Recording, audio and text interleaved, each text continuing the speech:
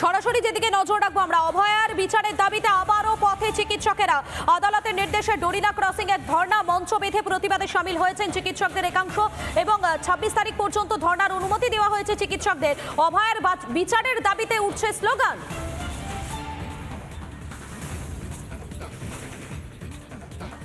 আরো একবার জানাই আপনাদেরকে, আদালতের নির্দেশে ডরিনা ক্রসিং এ ধর্ণা। আমাদের সঙ্গে সরাসরি রয়েছেন আমাদের প্রতিনিধি ঐন্দ্রিলা রয়েছেন, আমি ঐন্দ্রিলার কাছে চলে যাবো। ঐন্দ্রিলা, এই মুহূর্তে সেখানে ঠিক কি ছবি ধরা পড়ছে? যারা রয়েছেন চিকিৎসকেরা তারা কি বলছেন এই মুহূর্তে?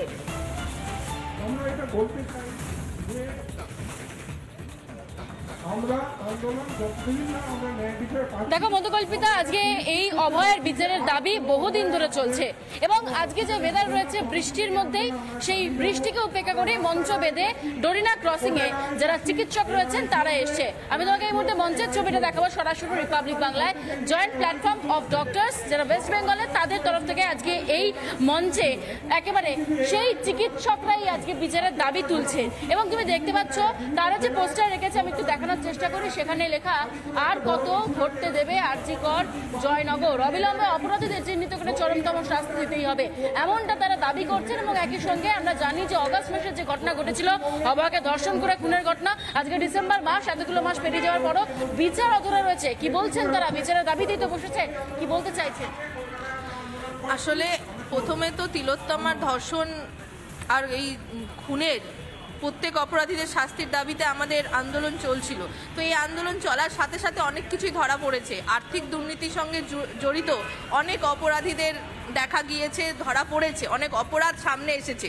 তাদের সঙ্গে যুক্ত এই সন্দীপ ঘোষ এবং এমনকি টালা থানার ওসি অভিজিৎ মণ্ডল জামিন পেয়ে গেছে। তো তার বিরুদ্ধে আমাদের ধর্ণা মঞ্চ। আমরা সিবিআইকে বলতে চাই যে দ্রুত এই তিলোত্তমা ধর্ষণ ও খুনের প্রকৃত অপরাধীদের ধরার জন্য দ্রুত সাপ্লিমেন্টারি চার্জশিট। আপনারা বলতে চাইছেন যে শুধুমাত্র দুর্নীতির বিষয়টা দেখলে হবে না, এক্ষেত্রে ধর্ষণের যে মামলাটা ছিল সেটাকেও গুরুত্ব দিতে একদম। আমরা মনে করি যেভাবে একটা রাষ্ট্র চক্রান্ত আসামিদের বাঁচানোর চেষ্টা করছে, তাদের শুধু আর্থিক না, তাদের যে অন্যান্য সাংঘিকভাবে যে উপর মহল পর্যন্ত এর সাথে যুক্ত আছে, সেইটাকে যেভাবে আড়াল করার জন্য। এবং আমরা মনে করি এখানে একটা প্রশাসন সিবিআইয়ের একটা অংশকে ওরা ম্যানেজ করার চেষ্টা করছে, যার জন্য সিবিআই আজকে চার্জশিট দিতে পারছে না, শুধু এভিডেন্স লোপাটের নাম করে। তাই আমরা আবার ধর্নায় বসেছি। ধর্নার কারণ স্পষ্ট, কিন্তু এই ধর্না কতক্ষণ চালাবেন? বৃষ্টি পড়ছে, এদিকে আপনারা বলছেন যে 26 তারিখ পর্যন্ত এখানে ধর্নায় ঝড় বৃষ্টি কোনো কিছুকেই আমরা দেখবো না।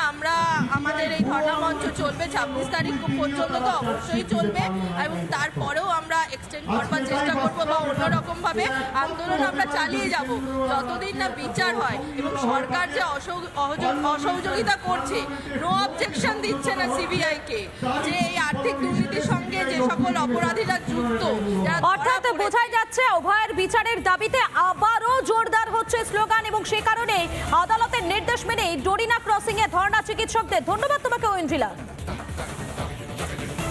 অভয়ের বিচারের দাবিতে ফের পথে চিকিৎসকেরা। আদালতের নির্দেশ মেনে ডরিনা ক্রসিং এ সেখানে ধর্নায় বসেছেন যারা চিকিৎসকেরা রয়েছেন, তারা মঞ্চ বেঁধে প্রতিবাদ করছেন চিকিৎসকেরা। আগামী 26 তারিখ পর্যন্ত ধর্না চিকিৎসকদের। অভয়ের বিচারের দাবিতে আরো জোরালো হচ্ছে স্লোগান। অভয়ের বিচারের দাবিতে আবারও পথে চিকিৎসকেরা। এই মুহূর্তে ডরিনা ক্রসিং এ সেখানে মঞ্চ বেঁধে প্রতিবাদে সামিল হয়েছেন চিকিৎসকেরা। হাতে রয়েছে তাদের প্ল্যাকার্ড এবং মুখে তাদের একটাই স্লোগান, অভয়ের বিচার চাই। আর কবে মিলবে বিচার, এই দাবিকে, এই প্রশ্নকে সামনে রেখেই, বিচারের দাবিকে সামনে রেখেই কিন্তু এই মুহূর্তে তারা বসেছেন সেই মঞ্চে। নানা ধরনের কন্টেন্ট দেখার জন্য লাইক করুন, শেয়ার করুন আমাদের ফেসবুক পেজ, সাবস্ক্রাইব করুন আমাদের ইউটিউব চ্যানেল। পাশাপাশি অন্যান্য ব্রেকিং নিউজের জন্য অবশ্যই চোখ রাখুন রিপাবলিক বাংলায়।